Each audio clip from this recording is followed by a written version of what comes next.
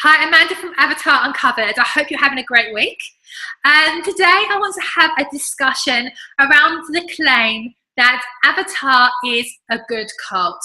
So I've heard this a couple of times, and I've had this said to me, and I've heard it even from parents and families and stuff, and I've read it as well on the internet. That yeah, I know Avatar is a cult, but it's a good cult. So what I want to discuss today is what a cult actually is and what it looks like, and how Avatar kind of looks like alongside of that, and what makes a cult destructive rather than benign. So you can get some cults that are benign. So being benign, they wouldn't be harmful and exploitive and deceptive and manipulative, and have the intention to put you through a thought reform program, which I'll go through a bit more in detail towards the end of this video.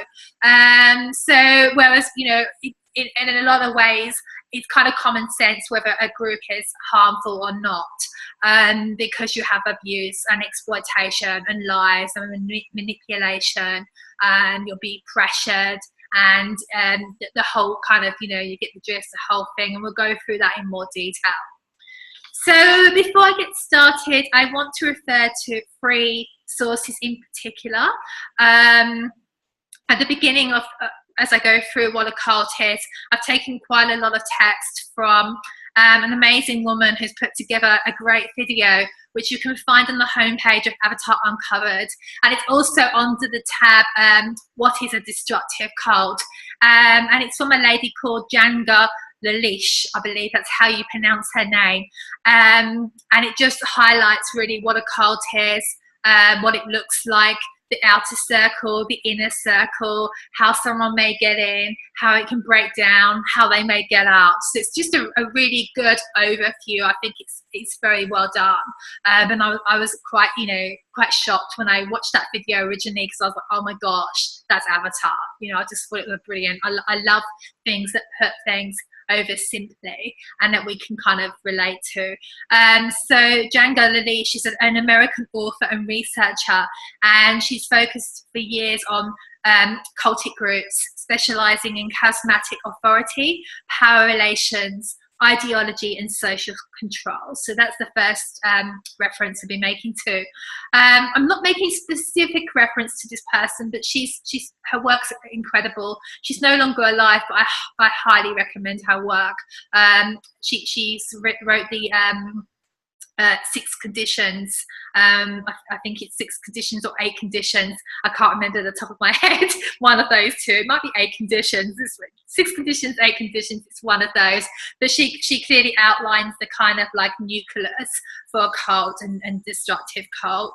Her name's Margaret Singer, and she was a clinical psychiatrist and researcher specializing in undue influence, brainwashing, and coercive persuasion, and her life was dedicated to this work. She had researched over 3,000 cults, and even had interviews with cult leaders whose cults had kind of like collapsed. Really interesting to read her work.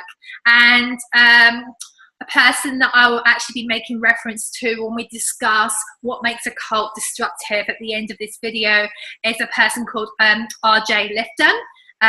He's still alive in his 90s, has done an incredible amount of work over his lifetime.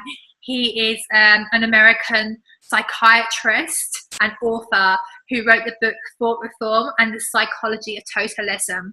So his work, he did extensive work in the effects of wars, from wars and political violence, and his theory on thought reform. And he's done a lot of work on cults too, because a lot of tactics that cults use were actually used in these type of circumstances, which is quite both enlightening and quite scary. Again, well worth a read. So another thing I just want to make the point as well is I'm referring this all to Avatar, because obviously that's what this is about. It's Avatar Uncovered.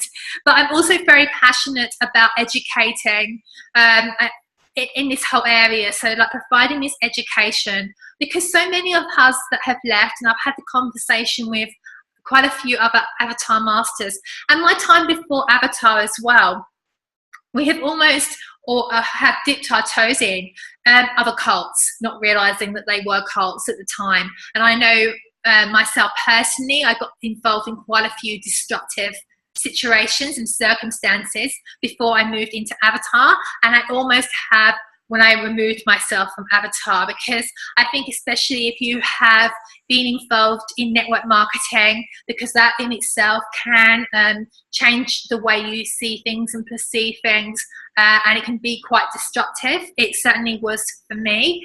So it can change your mindset. So I won't go into it actually because it's just too much, but it certainly did for me. And in the whole New Age movement, spiritual movement, personal development, when you start getting into wealth creation, business events, and you know, some will be genuine, but there is an awful lot that isn't, and there's an awful lot that can be quite seem great at the beginning and then actually can be quite manipulative and are leading you into another agenda. So, and the best way to do that is to have awareness and to educate ourselves. And so that's another passion of mine as well that's come out of the amount of work that I have done with Avatar, and to help people to fully move on with their lives that come out and not, you know, move into something else that can be just as harmful and just as destructive. So what I'm going to do again is I'll go through what is a cult, and I'll make some references to Avatar as I go through that, and then we'll go through what is the nucleus for a destructive cult according to Lifton. So usually a cult is a group or a movement with a shared commitment to an extreme ideology that is typically embodied in a charismatic leader. Most cults share some basic characteristics. A typical cult requires a high level of commitment from its members and maintains a strict hierarchy, separating unsuspecting supporters and recruits from its inner workings. It claims to offer answers to life's biggest questions through its doctrine, along with a required recipe for change, which shapes a new member into a true believer. Most importantly, it uses both informal and formal systems of influence and control to keep members obedient with little tolerance for internal disagreement or external scrutiny. A cult will seek to control areas of a member's life and seek obedience to the cult leader or leaders, who tend to be very highly persuasive people with narcissistic and authoritarian streaks, motivated by money, power, sex, or all three. This is kept hidden from the cult member. Further expansion acts like a pyramid scheme, with more recent members recruiting new ones on behalf of the cult.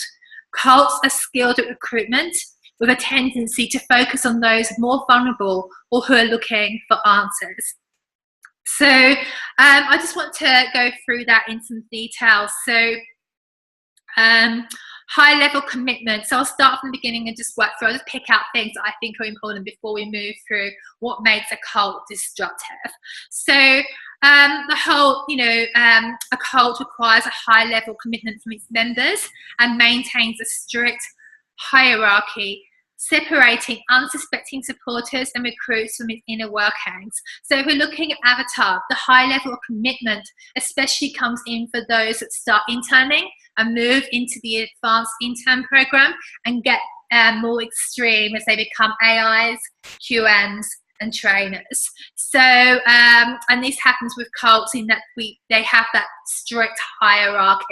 So the hierarchy being that, an avatar master, an avatar wizard, and then moving into the advanced intern program and moving up that hierarchy to Avra, and then Harry Palmer that kind of is at the top of that. And that separates the unsuspecting supporters and recruits from the inner workings. So the inner workings would be the advanced program, especially as you move up the top of the hierarchy there and start to move into that inner circle. And the unsuspecting supporters and recruits would be on the outside of that. So, you'd find the avatar masters and some wizards and those that may go to intern occasionally, or they've dipped in and out, would be those unsuspecting supporters. So in Avatar, I mean, you can see a lot.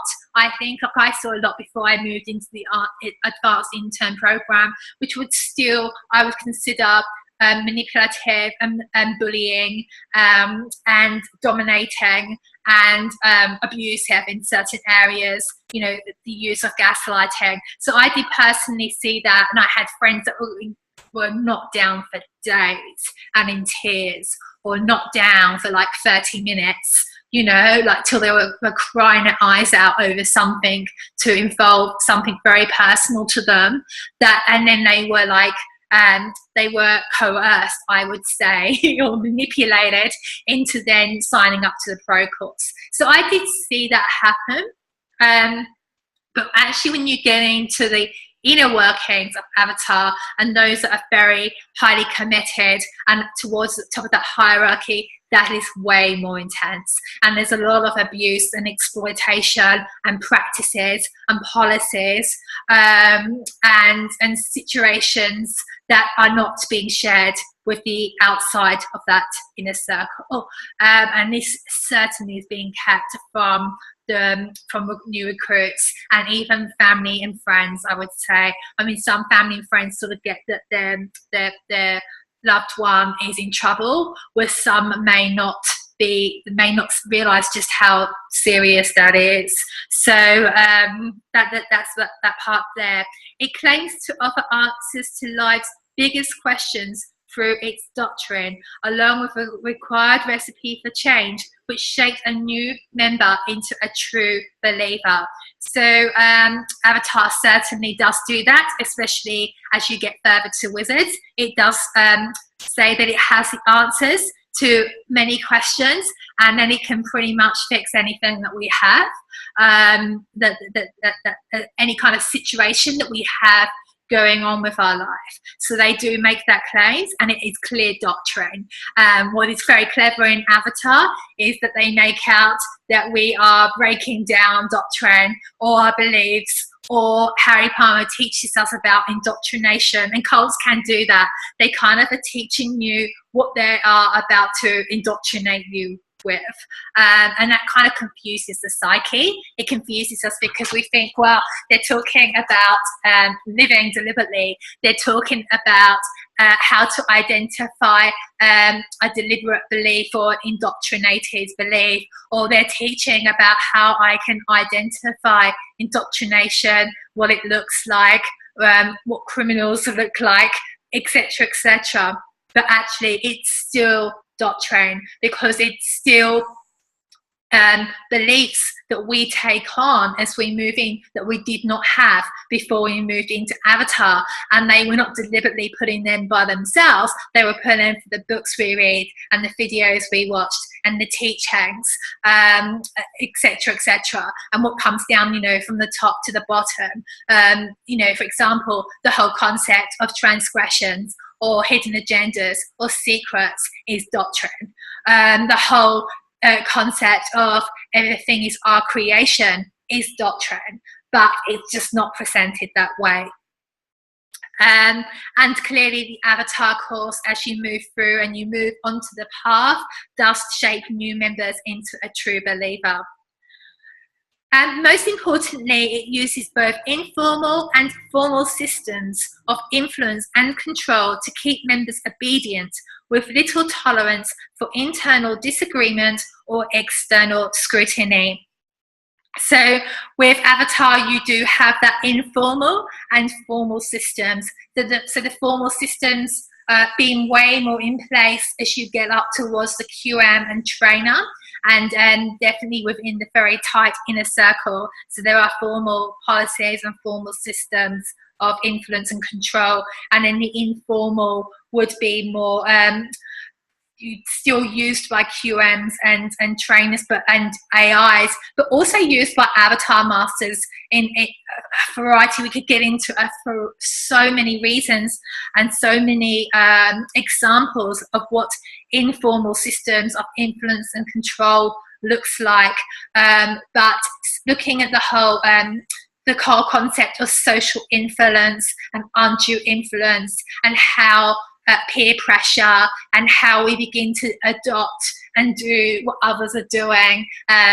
Obviously, you know, we have a QM we check in with, we have buddies we check in with, we're watching what others are doing higher above us, and we begin to do those same things, and it's almost like we create our own informal systems of control and influence.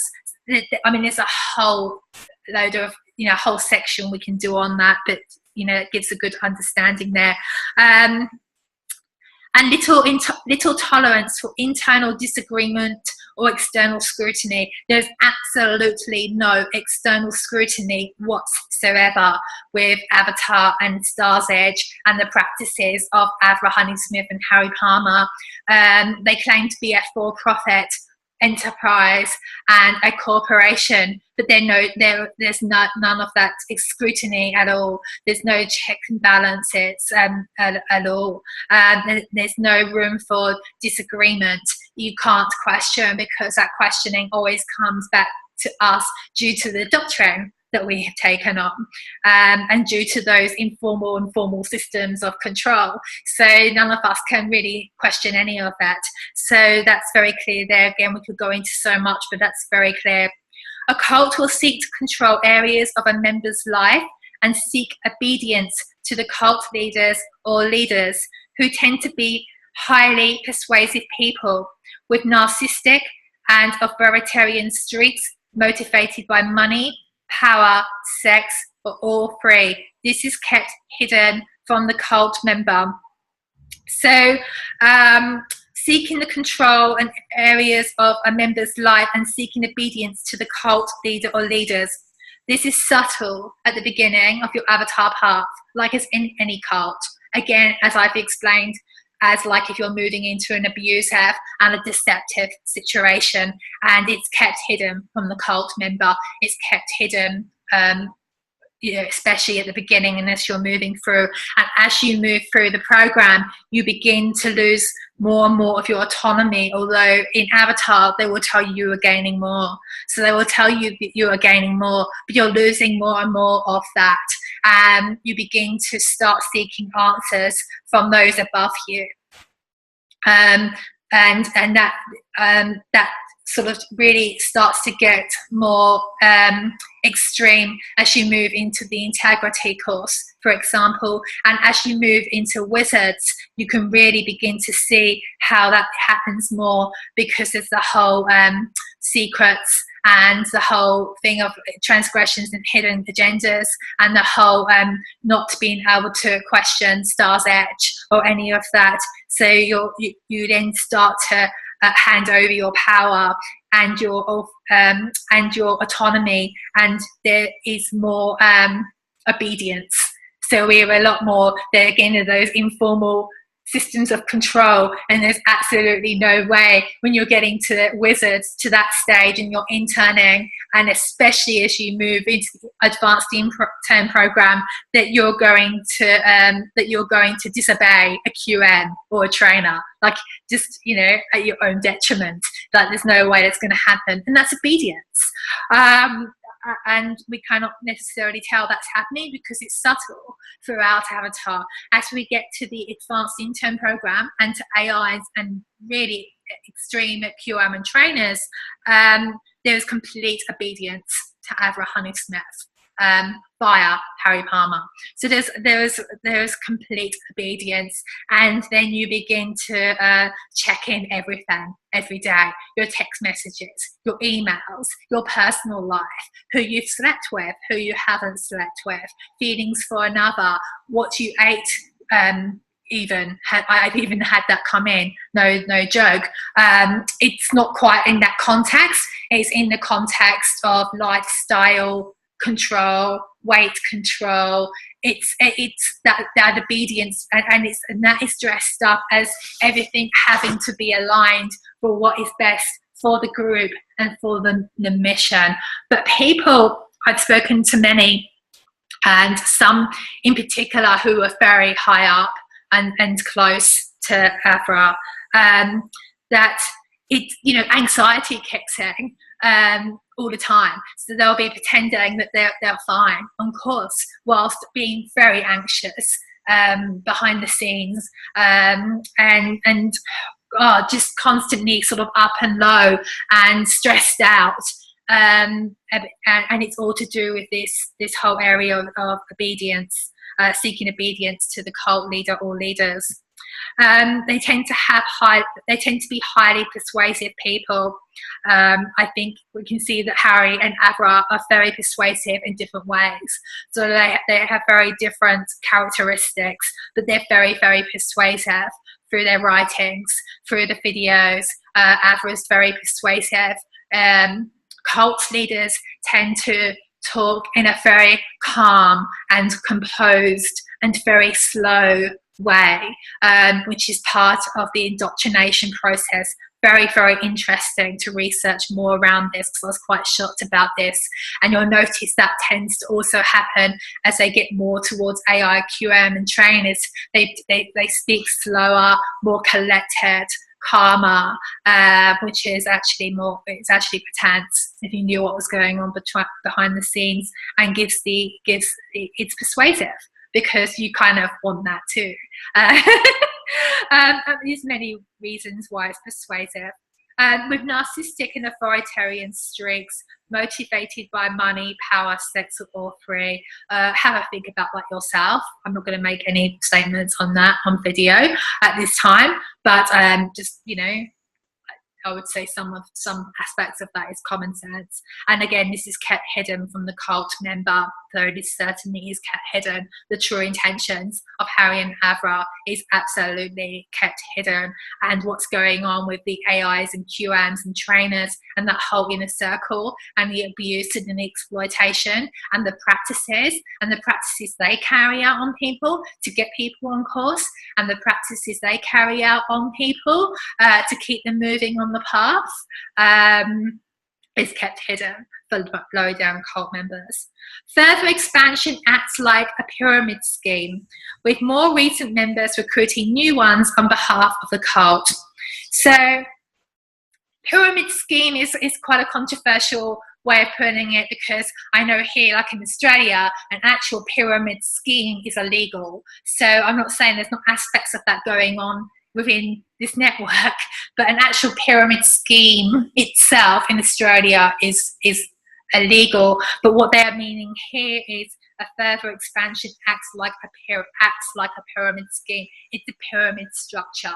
It's how network marketing works, how multi-level marketing works, in that the group and the agenda does not survive without new students, new recruits, without people interning, without people moving up the pyramid, and without money moving up the pyramid. So that's exactly what happens in Avatar. We have to keep recruiting new students. They say it's not recruitment because we don't use the word recruitment, it's students, but it still is a form of recruiting. And we have whole sessions on how to bring people into Avatar. And for AIs and QMs, that's all they do.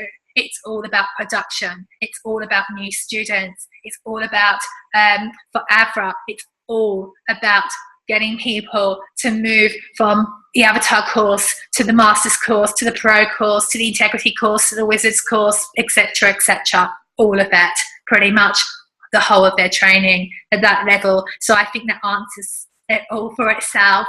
And the pyramid scheme would be like, royalties going upwards, and then we get a percentage when someone does the master's course upwards, and then our intern fee goes upwards to keep QMs working, and to keep and that goes up to Star's Edge as well. So I would argue, like in Australia and New Zealand, for example, if there was no interning and masters that were repeatedly going back to intern, I was looking at a course recently, and like I would say a good 90% of them were interning Avatar masters who don't have students. So it's like a false economy. And a pyramid kind of scheme or structure can create a false economy. Cults are skilled at recruitment, with a tendency to focus on those more vulnerable or who are looking for answers. And I think pretty much the majority of people that get into Avatar are at some sort of vulnerable stage in their life, or they're looking for answers. They're looking, I mean, I know I was looking for answers. I would consider that I was pretty vulnerable as well, quite easily led, quite naive, and not able to stand up for myself. Definitely in the beginning when I was being recruited. So they kind of like milk that and hooking to people that are more that, like that. And I wouldn't say necessarily that the Avatar masters are skilled at recruitment, because I think that would be reflective in the courses at the moment. But Harry Palmer and Avra certainly are skilled at recruitment.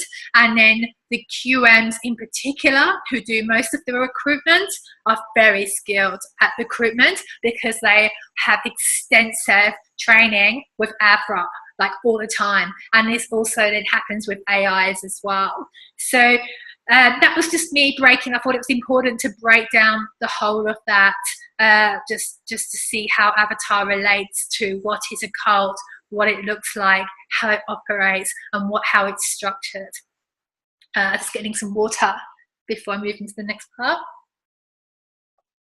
So now I want to get into, I mean, I was just talking through that, you can kind of see, you know, I was saying like some cults are benign. They tend to be more, there is kind of like a guru and a leader, and they can have a philosophy, or an extreme philosophy, and they can be very dedicated and very committed to their beliefs. But that can still be benign, because they don't have that extreme system of control, and the whole kind of like the harm that's going on, and the kind of like hidden agenda. I hate using that word because it just sounds like Avatar, but the whole sort of like other intentions of the cult leaders, and the whole exploitation, which I'm going to move into now. So that would be more a benign cult, that there's no harm and there's no exploitation, and the deception and the manipulation and the way things get twisted and turned,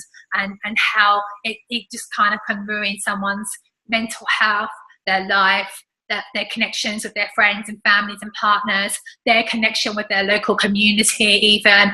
And the list goes on, we can go on, and I will go into a bit more now. So I now want to move on to what makes a cult destructive, and I'm referring here to R.J Lifton, and the 3 characteristics he provides for the basis of the nucleus of a destructive cult. And this has agreement for many, and is even used by and referred to by cult experts, like in a court of law, when you know there was a case with regards to a particular cult or cult leader for a variety of reasons. So what are the 3 characteristics? And some of it is common sense as well, you know, as to a cult, how it is harmful. But I really want to address that claim that that Avatar is a good cult. So number 1, there is an absolute authoritarian leader or leaders who is the focus of worship. This leader is the driver of the group.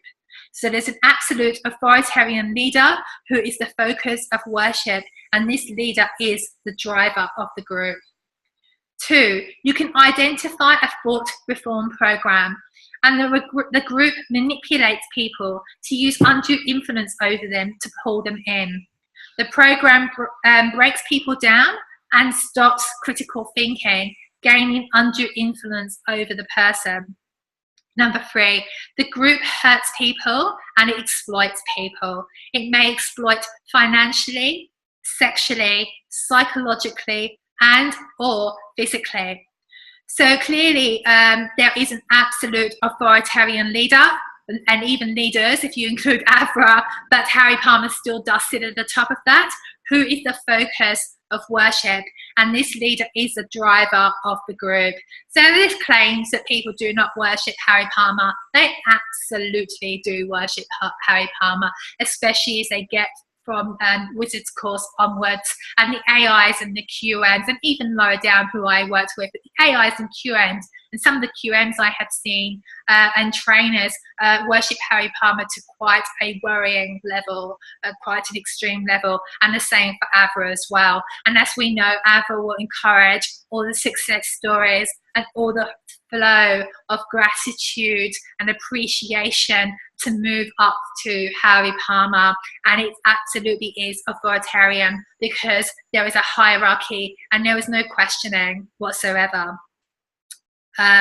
Number 2, you can identify a thought reform program, and the group manipulates people to use undue influence over them to pull them in. So there is in Avatar a clear thought reform program, which I will go through in another video. But if you want to learn more about thought reform, then just refer to some of the people that I've included below. But basically, a thought reform program will cunningly change your beliefs and the way you see the world and the way you perceive the world, the way you operate in the world, the way you process information.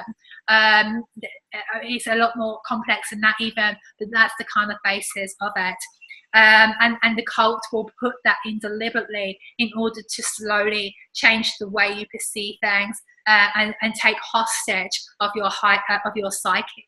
And then the group manipulates people to use undue influence over them. So that also begins to, they begin to manipulate. So like they'll use spiritual concepts and turn them around to manipulate you, and then they have gained undue influence over you. They are more powerful than you. They're one step higher than you.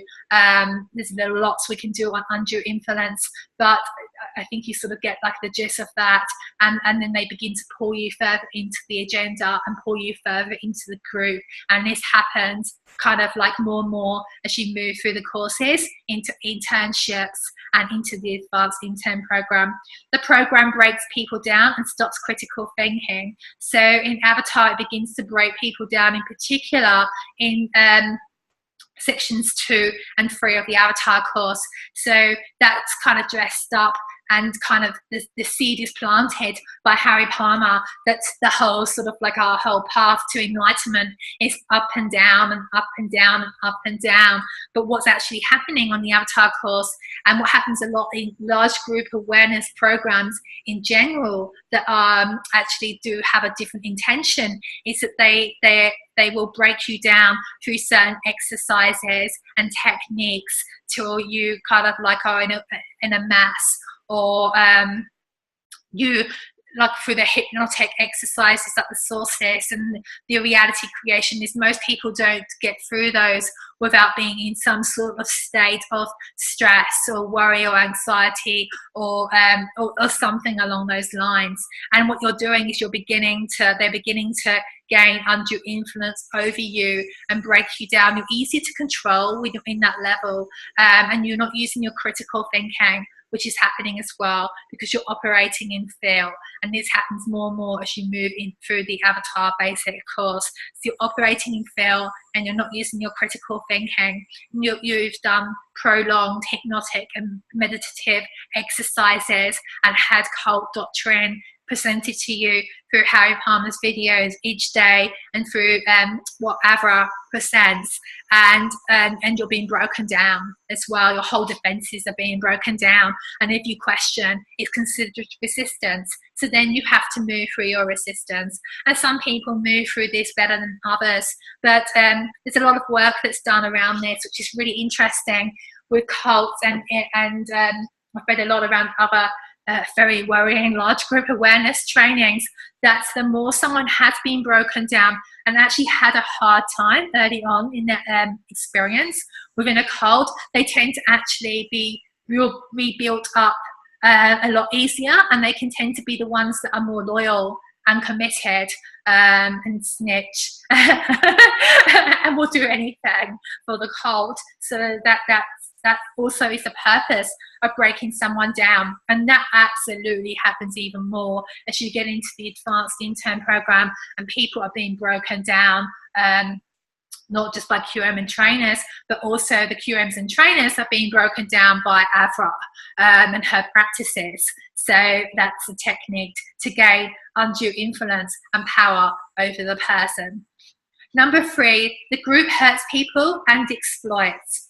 It may exploit financially, sexually, psychologically, and or physically. So I think it's clear to see the avatar and the whole of the network harm can hurt people, and it absolutely does exploit people. There are many examples of harm, ranging from people that have experienced harm on the basic avatar course. Some may not and get through it fine and have a wow experience.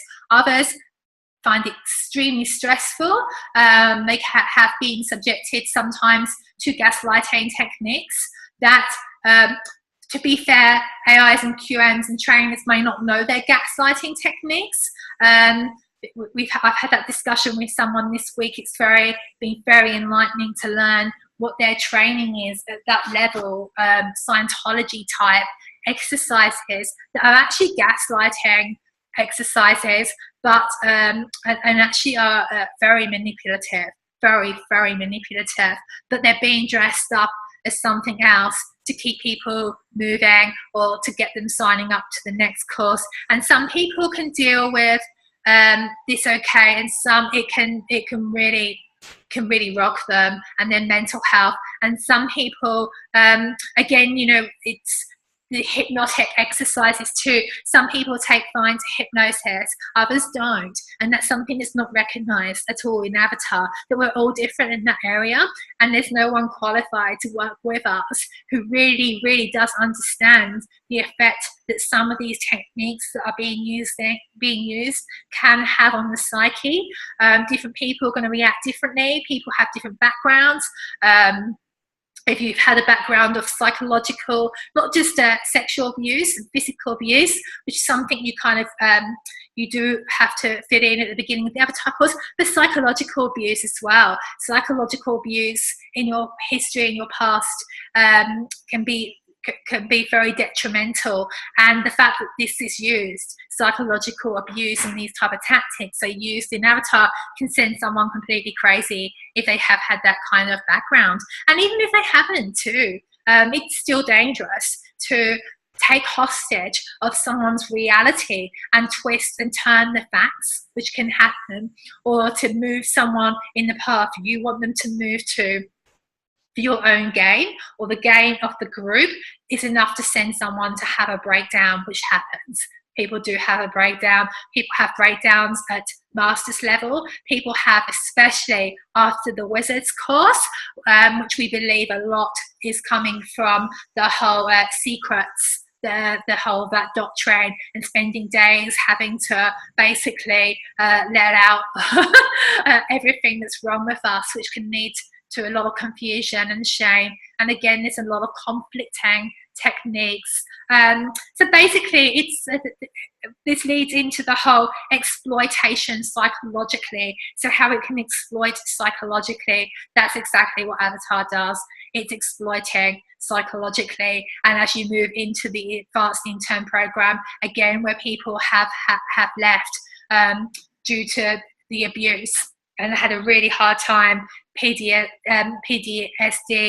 depression, anxiety, other diagnoses is not my place to say, which has been at the effects of not just the tools, but the whole policies and the whole practices of the group, which people have described as being sociopathic and narcissistic as you move in. And they, from my experience, they absolutely are. And that's what got me out. Like, that's where I woke up and I knew exactly what was happening. It was hard, it was awful, but I knew in that moment, because it was a situation that was quite extreme, manipulative and abusive, and blatantly showed that these people didn't have my best intentions at heart, and it was about what was best for the group and the agenda, and they didn't really care what happened to you, where you ended up, because it's all your creation.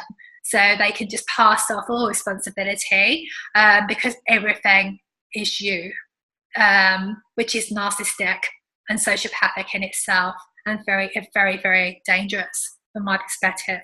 So the group also hurts people through the breakup of families, that they don't care if it creates a divide in your family, in your family or your friends. They'll actually encourage you to stand up to your family and your friends and create that divide if it's going to defend and protect Avatar.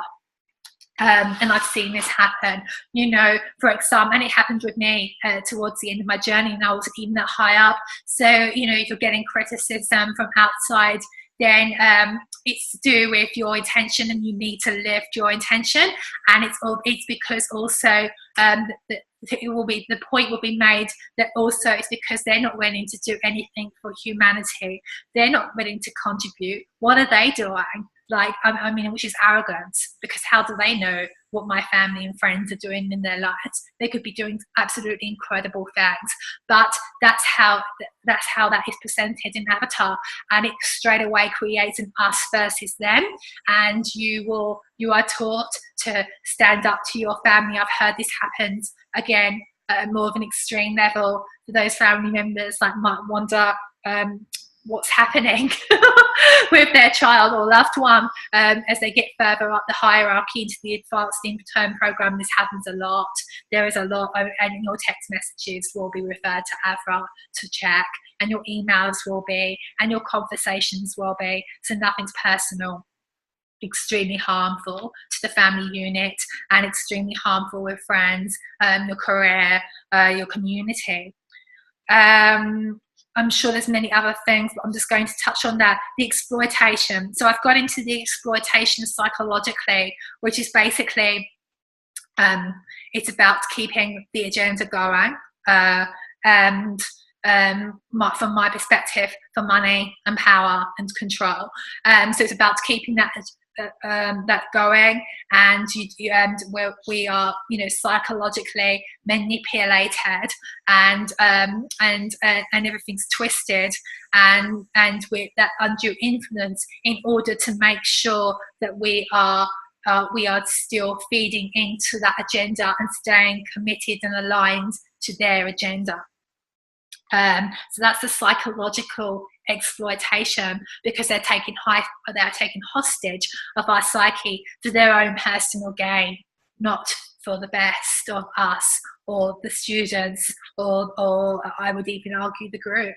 And it exploits financially. So I haven't heard of anything personally, sexually or physically, but it absolutely exploits financially, from the level of someone taking the Avatar course and continuing on the path and being influenced and coerced to take out bank loans and borrow a family and friends, and you know, against our home and our car, no matter what happens and what divide again that creates in the family. They really don't care. So the exploitation and borrowing of Avatar masters. So if you have no money, then you know, Avatar master is sent to kind of save the day, and they will believe, or they will be being coerced to believe that A, they're doing it because they love precious humanity, or B, it's to do with transgressions they have committed,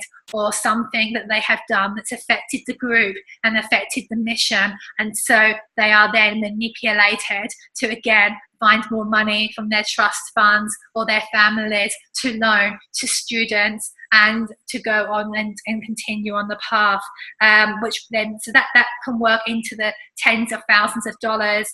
And for the Avatar master, who in Avatar would be called an Avatar angel, so there's a group of people, that group of masters called the Avatar angels, that have lent money into the millions per Avatar angel over their lifetime, over their time in Avatar, and that's absolutely being manipulated and coerced out of them. So that's extreme financial exploitation that's going on, and which again is being kept hidden from that outer circle of the cult. And then lastly as well, another exploitation that really rattles me is especially for the AI, some of the AIs. Again, I say AIs, but everyone gets treated differently in Avatar. I just want to make that point. So some AIs will be treated different than others. Some are closer to Avra and trainers than others. So that's a point to make as well. They're not all treated the same, very similar to the QMs. But for some AIs, and especially for some of the QMs and trainers, the exploitation of the hours of time and work that they put into Avatar is sickening from my perspective. And that they have been, from my perspective, put on a pedestal and used and kept along, going along, putting in, 7 days a week, 12, 15 hours a day, even more. Sometimes I have personally witnessed to keep recruiting people, getting new students, and keeping current Avatar masters moving along the path and attending courses and doing internships and running as many courses back to back to back, even if it means missing Christmas and New Year, and sometimes important family events as well. So that again is exploitation financially, because they're bringing in that money and they're using those hours to go to the cult, and they're absolutely not, especially for the QMs, are not getting paid they get paid on production. And the same with the AIs as well, and some are borrowing money of each other and severely struggling financially, while all the benefit and all that money, the same with regards to the Avatar angels who are lending this money, and sometimes it's being given as scholarships without their knowledge as well. So if you hear of a scholarship going around, it's not coming from Star's Edge or from their pockets, it's coming from an Avatar angel, just to make that point. So this money and this time and this commitment and the amount of hours that advanced interns and QMs and trainers are put in is for the benefit of Star's Edge and for Harry and Avra, and not for them and not for the group. So that to me can work from exploitation lower down to extreme exploitation towards the top. So that is what makes a nucleus for a destructive cult. And I know this has gone on for ages, but I wanted to make sure this was thorough in terms of the whole claim that's going around that, yes, I know Avatar is a cult, and my mum knows Avatar's a cult, but it's a good cult. I think it's clear to see that Avatar is as far away from a good cult as it can possibly get. I would say minus the sexual and the physical abuse and exploitation. So I hope this helps. Again, I'll keep making these videos, and if you have any comments, please, just write those below, or drop me an email if you've got any suggestions for future videos. And I hope you have a great week, and this has helped you as well. Thank you. Bye.